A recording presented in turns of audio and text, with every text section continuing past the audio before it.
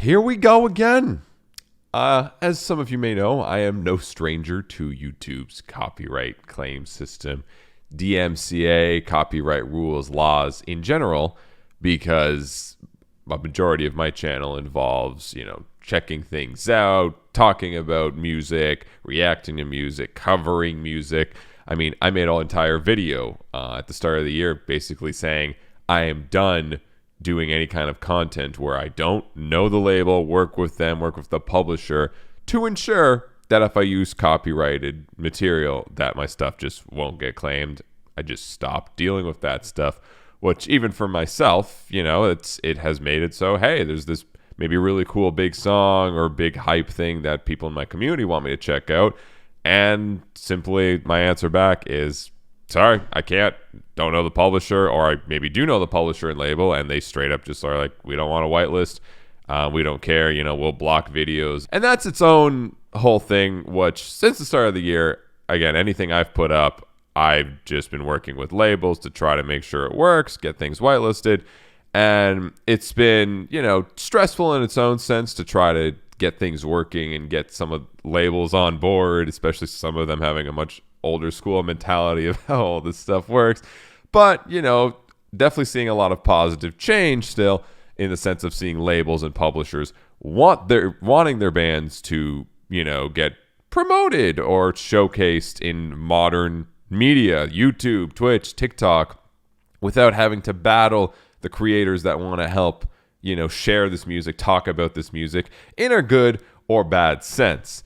Now, a lot of other creators also talk about this, like Rick Beato is a big one who is, always has to deal with this stuff and just deals with it and monetizes in a completely different way, even though he grants such incredible educational material on a lot of these old classics, which literally kids growing up nowadays don't even know who the Beatles, Rolling Stones, Led Zeppelin, Guns N' Roses are.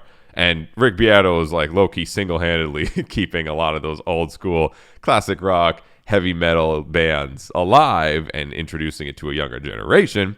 And he has to still deal with a lot of the stuff, as well as people like Anthony Fantano.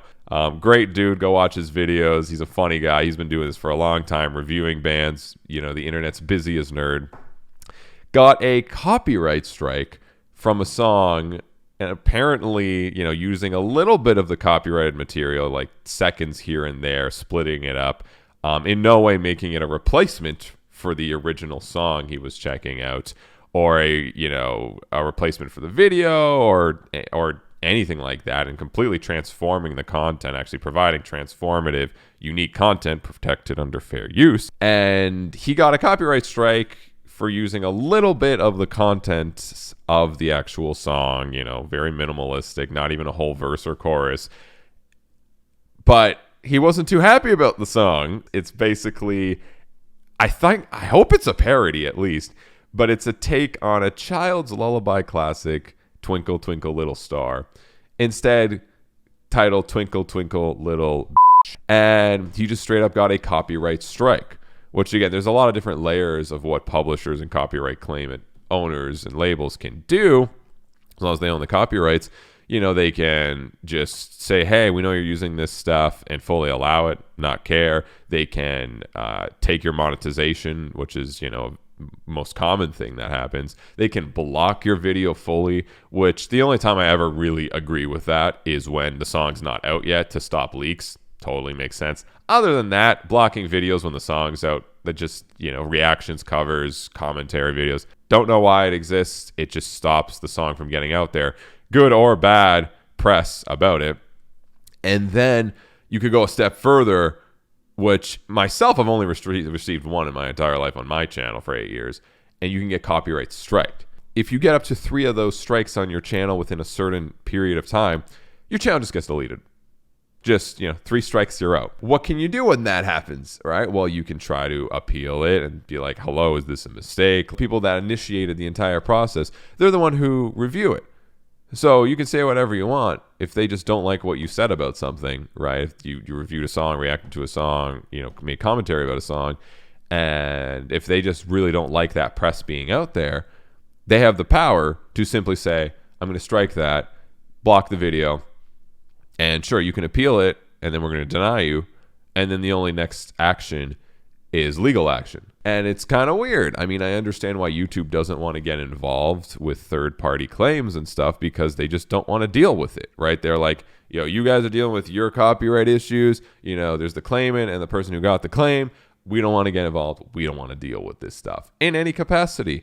And so it just leaves it up to those two people. But the YouTube system in itself is inherently unfair to the person that gets the claim, to the content creator, because there's nothing they can really do. Even if sometimes you use 5 seconds of a song, even if you don't even use the song. I have been, even on my channel, falsely claimed of using copyrighted music, where it's like, I actually, let's say, do use something or that I'm allowed to use, or I have permission from the label and publisher, and then I get claimed for something, a completely different song. Even on the claim recording, it says it's a completely different song by a different band that I've never even heard of. The entire system is so messed up, how it's set up like that, and how there's the content creator really can't do anything, and this is something I was so frustrated with, which is why I made that video. Like I said at the start of the year, it's absolutely wild to see someone like Fantano and Rick Beato, right? Like, trust me, Fantano ever reviewed Termina song on one of my tracks, I don't care if he gives us the worst rating in the world, I'd be there thanking him.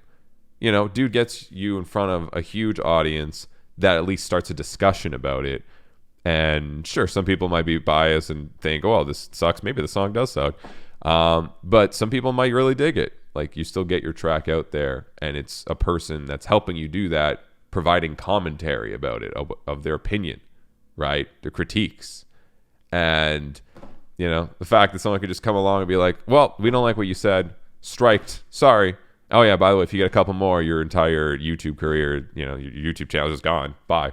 It's a new wave of media that I feel like the music industry, is starting to kind of get used to. But the YouTube system is just so easy to abuse that it's like, I sometimes don't even blame the music industry if they can just be like, nope, that's ours. What do you want to do with it? Do you just want to take all the money, or do you just want to block the video? Do you want to make it so the creator goes away forever? And they can just choose. You know what I mean? I don't know. It's kind of crazy. And I know some people might be like, well, just don't use copyrighted content. Yeah, sure. And that's something I also try to avoid best I can in original videos when I kind of do stuff like that. But at the same time, it's like, this is music. You have to discuss and talk about music. And especially with educational stuff like Rick Beato specifically, you need to showcase this music somehow, right? Like, sure, you can sit there and just talk. But if you have no context of what you're talking about, and you can't use references of what you're talking about or explaining, whether it's in an educational sense and you're trying to explain theory or chord shapes or why something is really cool, or you're reviewing something and providing commentary and trying to explain exact points of things you don't like, it's something you have to usually include to some capacity, even as minimal as like a couple seconds. And the fact that you can include that couple seconds and have a risk of your entire channel just getting completely striked and destroyed, which I know is an extreme, but can happen, is ridiculous.